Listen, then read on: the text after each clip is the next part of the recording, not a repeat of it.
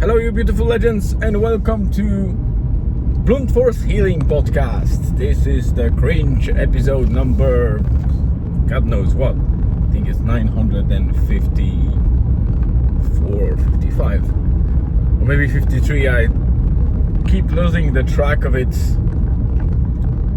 until I sit in front of the laptop and actually see the number.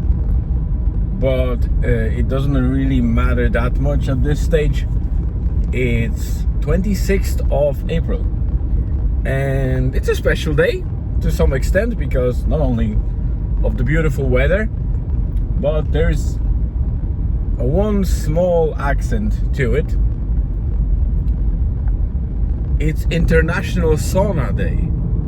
Yes, there is such thing recognized in the world as Sauna Day, and it happens 26th of April, which is today. The morning was fairly straightforward, a bit hectic, but I struggled to get the wood for Saturday. Well, for Saturday I have wood, and probably I would be covered on Sunday too, because I have some compressed hardwood logs or briquettes that also work very well. But I didn't want to risk it, and I went to buy some extra wood, and I was unpleasantly surprised that there is no wood. That's for one. And second, that the local hardware store that I was buying from is now going into hiatus mode until the heating season starts again. So they are not ordering more of that kiln dried wood, which is the best wood that I had so far, and I wanted to keep using it, but unfortunately it's gone now. So I am in between a couple of options now. I can order from another supplier like Kingstar Future Fuels that I bought before. They sell wood, but they also sell those kind of compressed briquettes, hardwood briquettes, which are very good in terms of maintaining the heat. They just don't have that smell, and that's a bit of a factor for me. I want wood that smells when it burns nicely. So it's not a big deal, but it's one of our selling points and why people come to our sauna, or why they are drawn to the sauna from the beach when the wind is kind of carrying that lovely woody smell, and they get curious and they come to the sauna, some of them not even knowing that this is a sauna. And that's first stage of getting leads or kind of potential clients, because there are people that know already straight away what it is, and there are people that don't. So I have a couple of options. The worst option is buying the wood from gas stations. They have it all year round. We did it before, but I'll tell you why it's a bad idea. First of all, they usually store it outside and store it in kind of enclosures, either the cages or containers. And even though in many cases it is a roofed area outside, it's still outside, so all the humidity, all the rain, all the drizzle, everything gets to those logs. And when they close them for storage, that humidity causes more damage or more harm than good, and these logs become moldy or just heavy from the moisture. And while it should be illegal for them to sell those, they get away with that because they buy it as a as a dry wood, which complies with the regulation, and whatever happens then, they don't really care. So not only it's moist, so it's boiling in the stove rather than giving me heat, it also costs a lot more than the regular wood.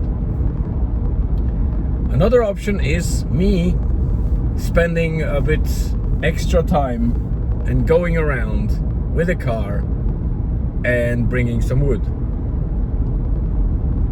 The big advantage is it's free. The disadvantage is it won't be super dry and it will need seasoning. So I will need place in the garden for more wood to be seasoned. As you probably know, if you follow for a while, I already have one tall pallet of about I would say 1.5 meters high, even more, almost my size, my height, of the wood that is seasoning at the moment.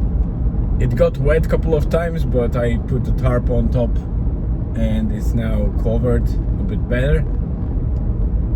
But again, it will take probably another 2-3 months before it can be used, so more for summer. And now I have other option, which means I could basically seek around locally farmers or people that have wood and just buy it from them. It is usually probably one of the better ideas because the pricing is fairly okay, not the cheapest and not the most expensive. The wood is plenty, especially after Storm Owen. A lot of farmers still struggle to get their fallen trees cut and chopped, so there's abundance of wood around, I expect.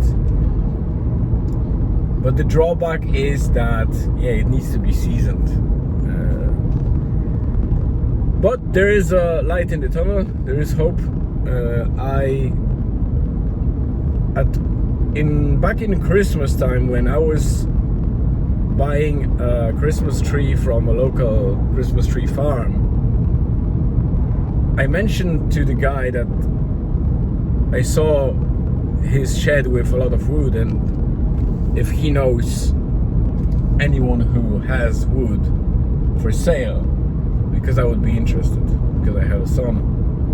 So he took my phone number and nothing happened until recently. So about not 6, we have April, so let's say 3-4 months later, I received text message from the owner of the place that, hey, I have seasoned wood already, 4 months seasoned, under the roof with plenty of air flowing through it, so it's dry and it's ash, so it's a good hardwood for burning, and he wants about, I think, €5 per bag, and bags are around 18 kilograms each, which is nice.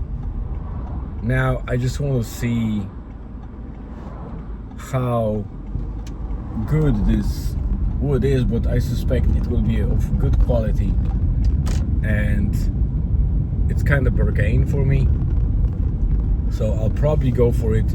He might have about 40-50 bags, maybe even more later on, so it looks like I might have replacement supplier of wood, and with less overheads, less costs, which is great because we are now going into summer season, so we want to squeeze out the most out of it, and the less overheads and the more people, the better revenue, obviously. Fairly simple math. So yeah, that's the update. I'm going now to Rusnala, and it will be a dual Saturday with the deployment. So thank you very much for tuning in. Have a great rest of the day, afternoon, evening, wherever you are on this beautiful planet. Stay tuned and see you again tomorrow.